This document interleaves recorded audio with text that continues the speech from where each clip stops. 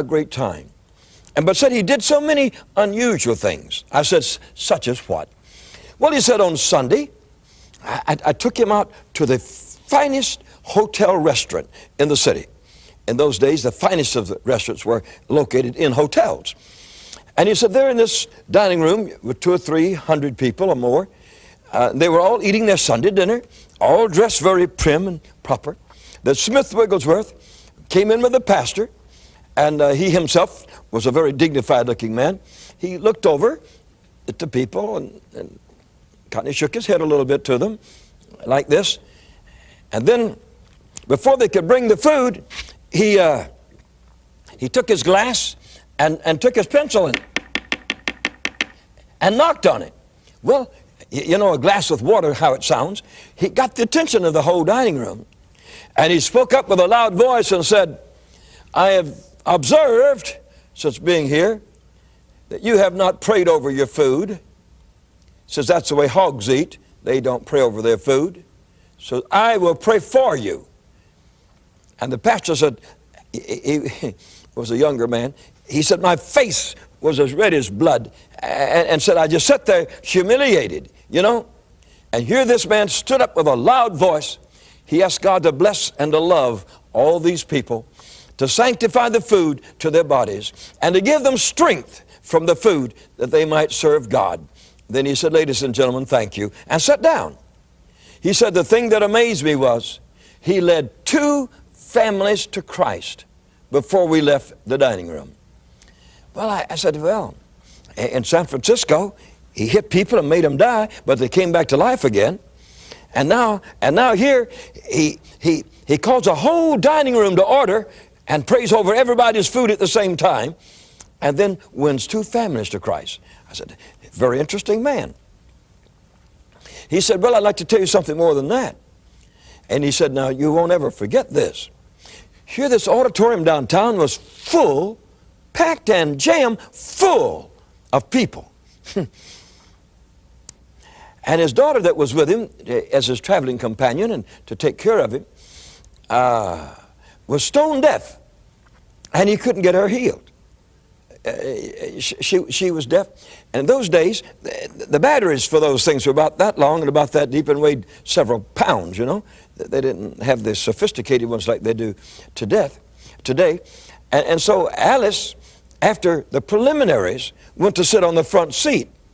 And for a few moments, she did not plug her ear sounds in, her earphones. And so she couldn't hear what her father was saying. She was just looking at him.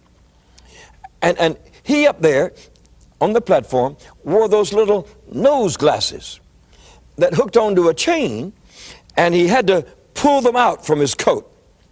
And so he got up before that vast group of people and said, men and women, my text is, my text is, He couldn't get the chain out.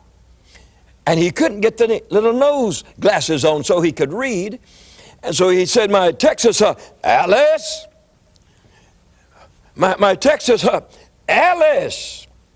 And he said, thousands of people began to laugh, roar with laughter, because he was a faith preacher that couldn't read, and his daughter was his assistant, and she couldn't hear.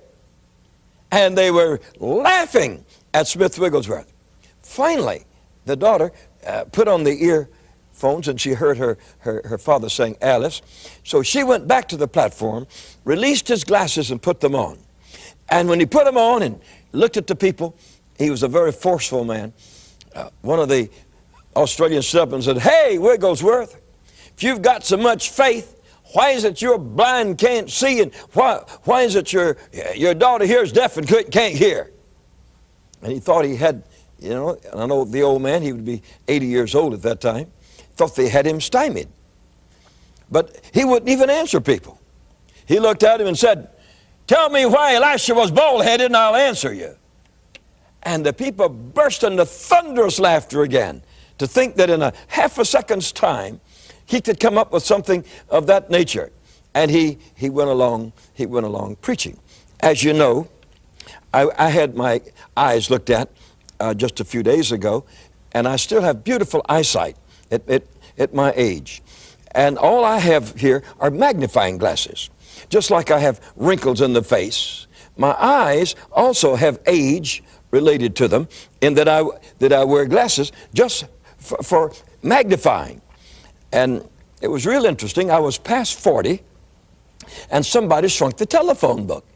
And I went down to the local optometrist, and I said, "Sir, the telephone book is not like it was. You know, I could read it perfectly, and now it's blurred." So somebody shrunk it. "No," he said, "how old are you?" And I told him I was 42 or 3. "No," he says, "when you get that old, you're at the exact age when you need some kind of reading glasses to enlarge the print." And so I've been using them from that time until this time. But in that service, God did mighty miracles for Smith Wigglesworth. And when I was told the story, I said, you know, one day I'll meet him. One day I'll meet him. The gentleman that I was traveling with was Dr. Howard Carter of London, England, who had a Bible college there, with the president of a Bible college that sent people all over the world to minister. It was a kind of a world Bible training institute. And he would tell me other things about this Smith Wigglesworth, until finally I wanted to meet him more than anybody else. There was an eagerness inside of me to hear and see Smith Wigglesworth.